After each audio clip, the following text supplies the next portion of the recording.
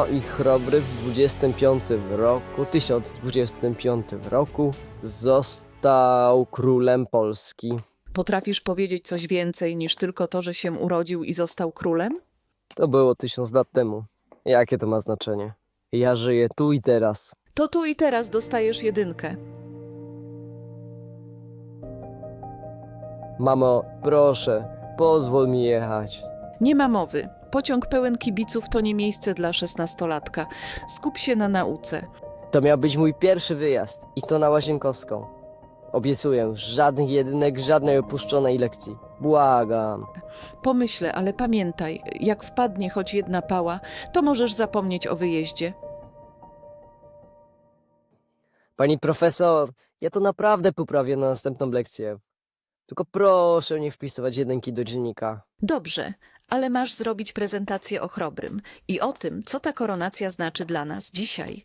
Jeśli będzie słaba, wpisuję nie 1, a 2 jedynki. Jasne?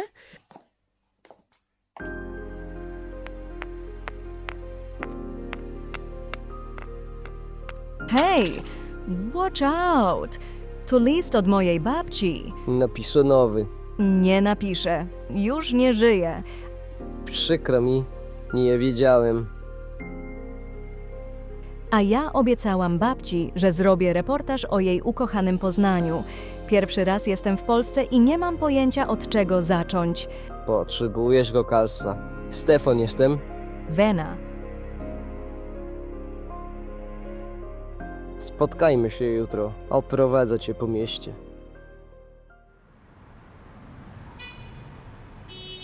Skąd jesteś? New York City. To ja ci pokażę nasze city. Fajne miejscówki i katedrę. Katedrę? To skomplikowane. No tak. W tym roku obchodzicie 1000-lecie niepodległości. Co? Przecież dopiero było stulecie. Zgubiliście 900 lat po drodze? Świętujecie swoją niepodległość, jakby 25-latka świętowała 7. rocznicę swojej 18 zamiast urodzin. 1000 lat to mieliśmy na chrzcie Polski. I co, byliście wtedy niepodlegli? To dlaczego Chrobry był wysłany na dwór cesarza niemieckiego?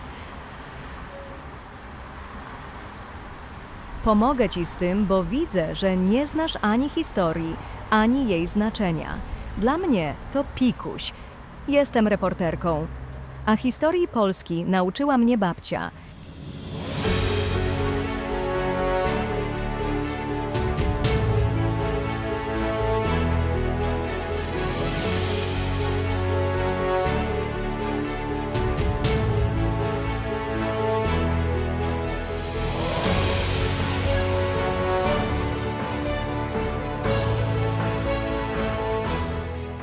Miałaś rację. Po chrzcie wciąż byliśmy zależni od Niemiec.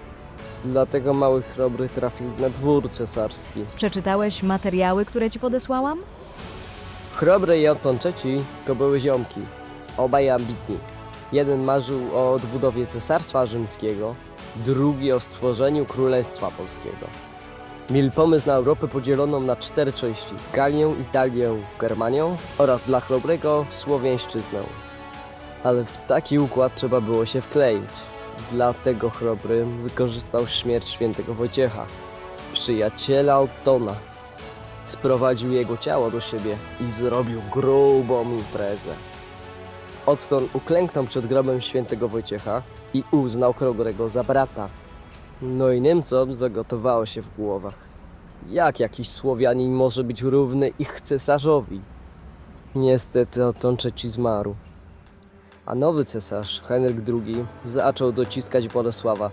Ten nie miał zamiaru przed nim klękać. Przejął inicjatywę, zdobył Łużycę i Milsko. Niemcy kontratakowali, doszli nawet pod Poznań.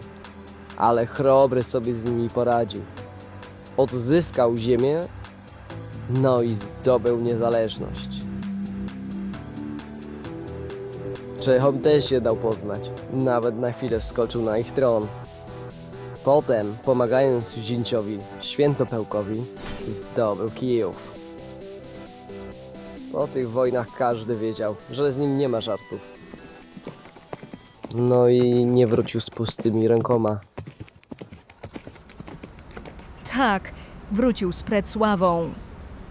Inne czasy były wtedy. Leć robić prezentację. Jutro ważny dzień. Już ją montuję. To będzie film.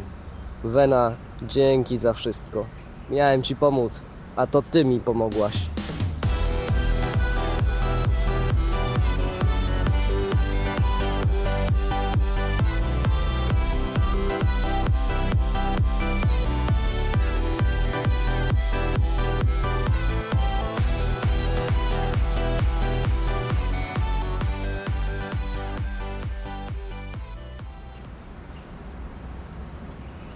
Po wojnach Chrobremu brakowało tylko jednego – korony.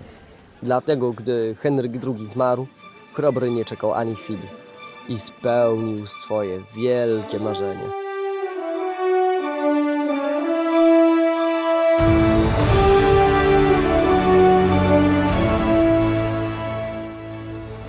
Jakie to miało znaczenie? Przestaliśmy być zależni od Niemiec. Staliśmy się królestwem, niepodległą Polską. Aż dziwne, że wszyscy hucznie świętujemy tego wydarzenia.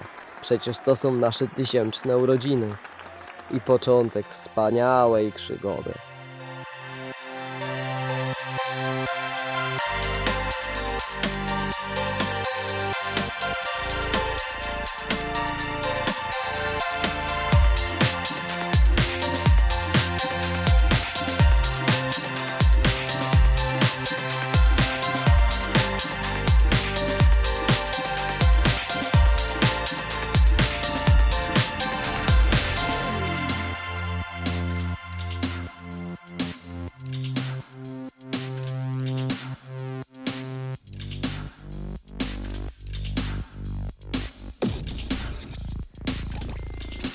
Czy te wszystkie sukcesy, z których jesteśmy dzisiaj dumni jako Polacy, wydarzyłyby się w ogóle, gdyby nie Chrobry, twórca Królestwa Polskiego, po prostu Polski?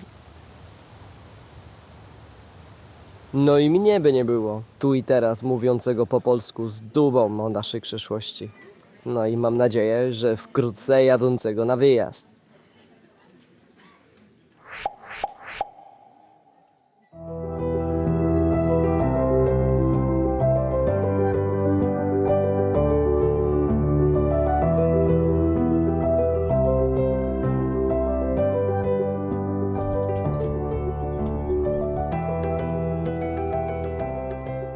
So, Weena, how's the whole identity discovery in a new place thing going? I'll do more than my grandma ever expected. I'm in. Let's make Fertile Challenge happen.